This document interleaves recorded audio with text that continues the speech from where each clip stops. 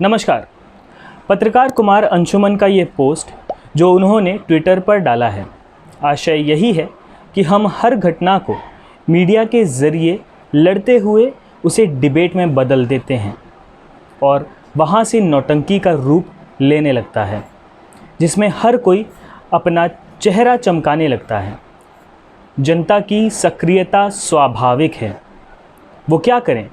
उसे लगता है कि चर्चा होने से पुलिस जांच करेगी और इंसाफ होगा, पर ऐसा कहाँ होता है। इसलिए कुमार अंशुमन ने एक ऐसी ही घटना को याद दिलाया है जिसकी जांच को लेकर इसी तरह का तूफान उठा था। मगर क्या हुआ? एक थी नवरुणा। कुमार अंशुमन द्वारा 18 सितंबर 2012 की रात जवाहरलाल रोड मुजफ्फरपुर बिहार में 12 साल की नवरुणा अपने घर में सो रही थी। उसके पिता अतुल्य चक्रवर्ती के अनुसार पहली बार मेहंदी लगाई थी उसने और उसको ख़राब नहीं करना चाहती थी, इसलिए माँ बाप के साथ सोने के बजाय अकेले कमरे में सोने चली गई। बाहर बारिश हो रही थी। रात को 3 लोग खिड़की तोड़कर उसके कमरे में घुसे और उसको बेहोश कर चादर में लपेट कर ले गए।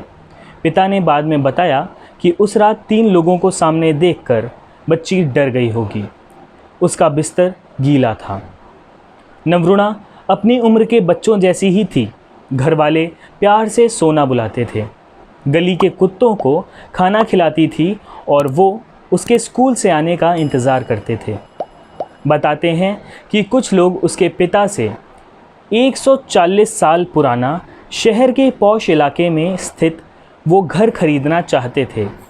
पिता बेचने को तैयार नहीं थे। नवरुणा का अपहरण उन्हें डराने के लिए किया गया। 19 सितंबर को पिता ने पुलिस स्टेशन में केस दर्ज करवाया। नवरुणा की बड़ी बहन नवरूपा, जो दिल्ली में रहकर पढ़ती थी, उसने सोशल मीडिया में सेव नवरुणा कैंपेन भी चलाया। राष्ट्रपति, प्रधानमंत्री, मानवाधिकार आयोग सब दरवाजे खटखटाए। 26 नवंबर 2012 को घर के पास से एक ड्रेन से बिना सिर का कंकाल मिला। पुलिस ने बताया कि वो नवरुणा का ही है, पर परिवार ने नहीं माना। 12 जनवरी 2013 को सीआईडी को केस सौंपा गया। घटना के 40 दिन बाद उस वक्त के डीजीपी और वर्तमान में डीजीपी गुप्तेश्वर पांडे उसके परिवार से मिलने पहुंचे। 45 दिन बाद फॉरेंसिक की टीम पहुंची। जांच चलती रही, केस चलता रहा।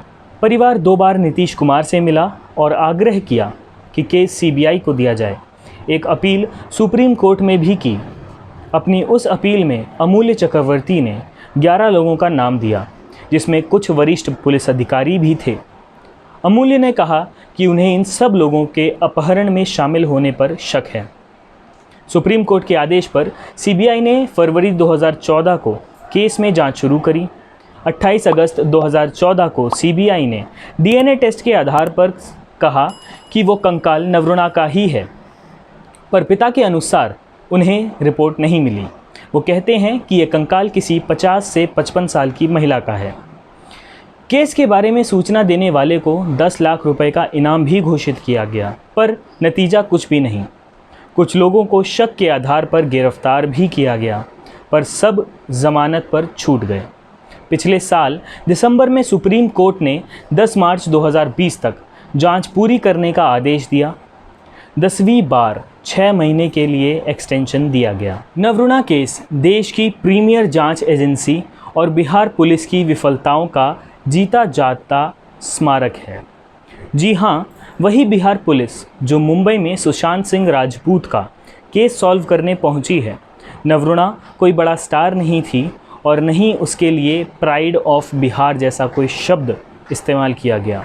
सुशांत सिंह राजपूत से टीआरपी आती है और चुनाव भी हैं। बिहार सरकार ने पैरवी के लिए बड़ा वकील रखा है। मुझे नवरुणा और सुशांत सिंह राजपूत दोनों के पिता से सहानुभूति है और चाहता हूँ दोनों का केस सॉल्व हो। हर बच्चा अपने माँ बाप का स्टार होता है, कोई यूं ही नहीं अपने बच्चे का नाम सोना रखता है। दोस्तों, ये था कुमार अंशुमन का ट्वीट। इससे काफ़ी सच्चाई पता चलती है। उम्मीद करता हूँ इस वीडियो को देखने के बाद आप लोग सच्चाई से वाकिफ़ हुए हैं। शायद आप मेरी बात समझ पाए हैं। यदि आप मेरी किसी भी बात से इत्तेफाक नहीं रखते हैं, कृपया अपने व्यूज़, अपने विचार कमेंट सेक्शन में लिखकर मुझे ज़रूर बताएं। धन्यवाद।